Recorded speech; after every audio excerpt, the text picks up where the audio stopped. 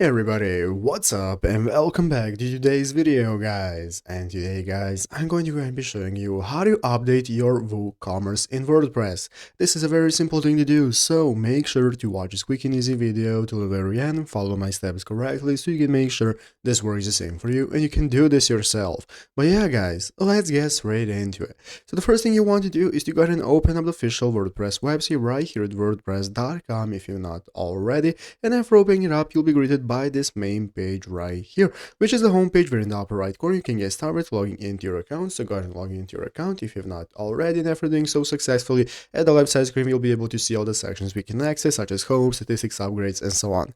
So let's go ahead and take a look at how we can update WooCommerce. Basically guys, what we are looking for is right here at the left side screen. As you can see, we have the WooCommerce option right here.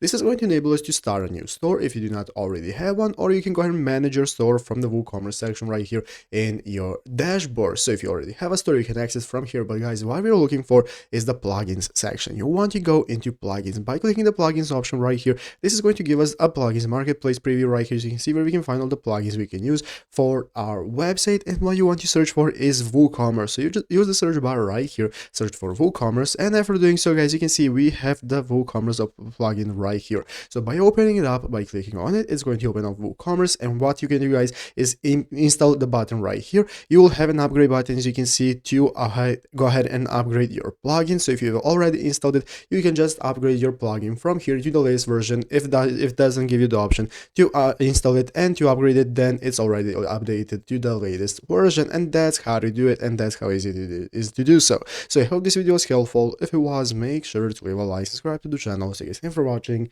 take care, and bye.